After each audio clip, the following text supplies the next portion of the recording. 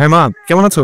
আমাদের পাশের বাড়িতে রবিনটা থাকে, ওটি বাসা থেকে ঠিক আছে। রবিন ডাক্তারি পাশ করেছে, শুনেই মনটা আমার জুড়িয়ে গেল। মা, এখন কি তোমার এগুলো বলার সময়? মা, এগুলো নিয়ে আমরা পরে কথা বলবো। আচ্ছা, আমি রাখছি। আবৃত্তির স্বামী ওর ফার্স্ট ইয়ারে ফাইনাল দেবে, সুদর্শন আর ভালো গান গাইতে পারায় ভার্সিটিতে বেশ পরিচিত। এই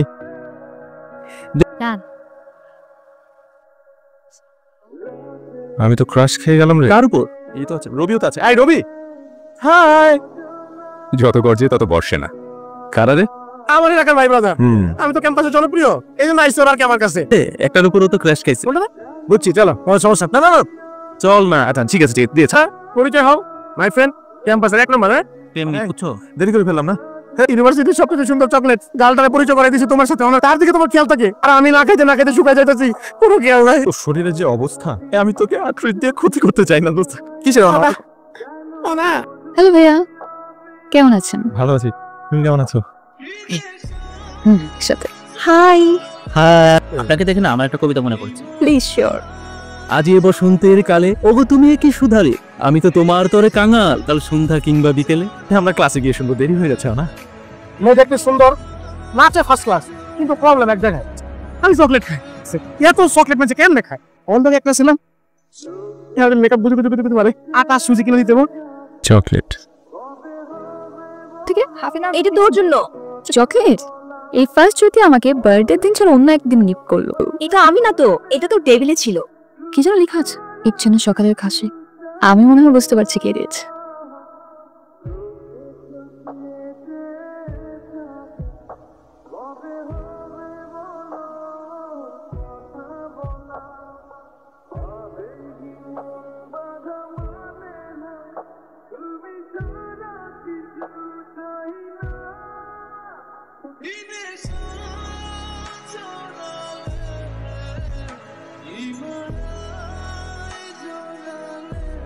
হ্যাপি বার্থডে ওনা।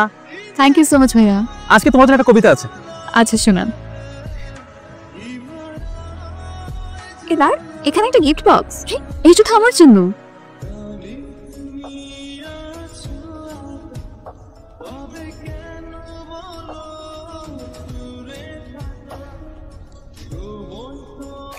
জীবনের প্রতিটি বিশেষ মুহূর্তে আমি আছি তোমার পাশে।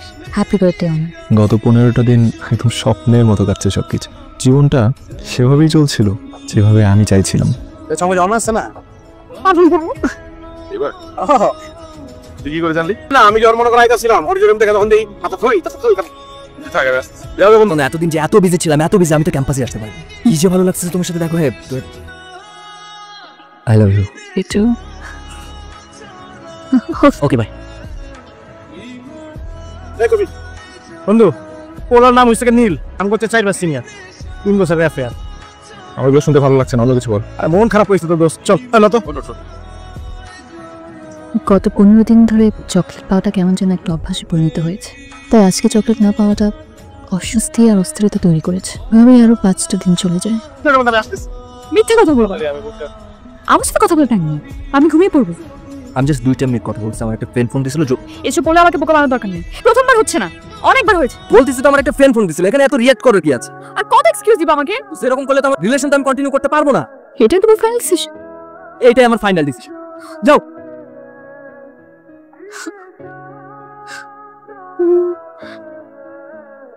It's okay.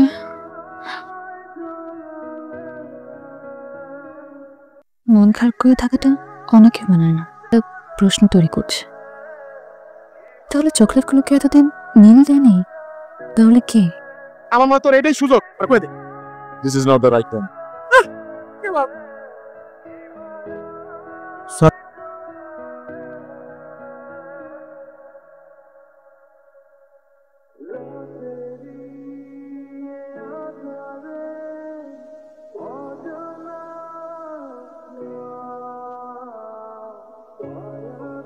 এই নাও ভাবি তোমার ফোন। আজকে আমাদের ফার্স্ট অ্যানিভার্সারি, তোর ভাই ডেট। হ্যালো, কোথা তুমি? কতক্ষণ লাগবে?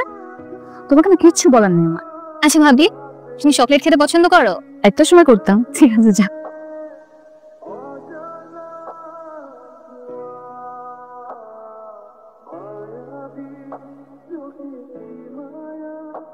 হ্যালো, কেমন আছেন? Thank you for chocolates. Welcome. Birthday সারপ্রাইজটা কিন্তু আমার লাইফের বেস্ট সারপ্রাইজ ছিল। আপনি কিন্তু বলেছিলেন আপনি গান শোনাবেন। তবে শোনাবো। মিউট। কতক্ষণ আর? 2-3 ঘন্টা লাগবে তো। তবে একটু আমাকে বাসা ড্রপ করে দিও, রাত হয়ে যাবে তো। আমার আজকে কাজ আছে। তুমি একটু প্লিজ আজকে ম্যানেজ করে নাও। আমি ঠিক আছে, তুমি যাও। কি ব্যাপার এখানে একা বসে আছো যে? বাসা যাবে না? যাবো তো। তুমি যদি চাও আমি তোমাকে বাসায় ড্রপ করে দিয়ে আসতে পারি। প্রোগ্রামের আর মাত্র কয়েকটা দিন বাকি। নেই, আমি তো আছি। আমরা একসাথে যাব। কিছু মনে না করলে আমাকে তুমি করে বলতে পারো।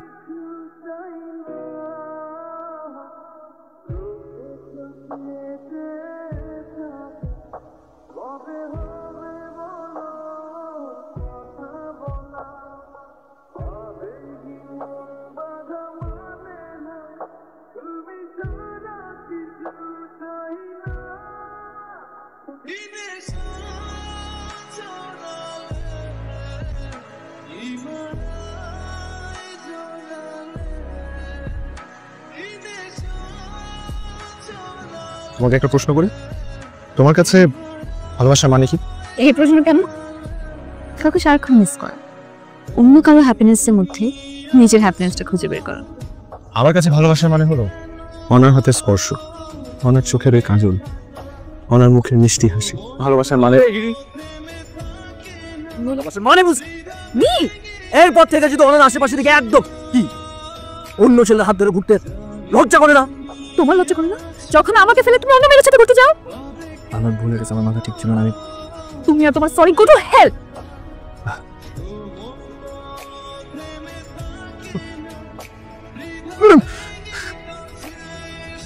কত ভালো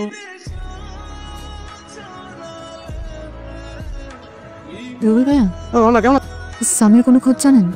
কোনো ঘটনা আর ফোন নাম্বার অ্যাড্রেস কিছু তো দেয়নি। ও খালি বললো যে এই বছরে মেডিকেলে ভর্তি পরীক্ষাটা আবার দিব। সেদিন একবার সরি বলার সুযোগটা দিলাম, সব কিছুর জন্য নিজেকে দায়ী মনে হচ্ছিল। সেই নাম্বার আর কোনোদিন অন হয়নি, আর সেদিন থেকে চকলেটটা আমার পছন্দের তালিকা থেকে একদম বাদ হয়ে যায়। এই যে 5টা বছর তুই আমগরে ছাড়া থাকি, একটা বারও কি আমার কথা তো মনে হয় নাই? অবশ্যই মনে পড়েছে, অনেকবার মনে পড়েছে। কিন্তু আমি যদি তোদেরকে ফোন দিতাম আর আমার এই ডাক্তার রবার্ট জিতটা, সেটাও পূরণ হতো না। আর ওনার কি অবস্থা রে?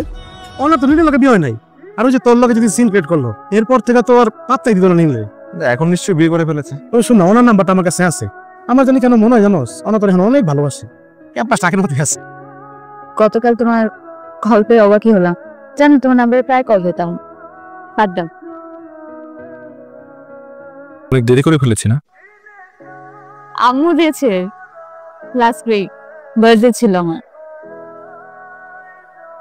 ওই জন্য পর থেকে আর কখনোই চকলেট খাইনি।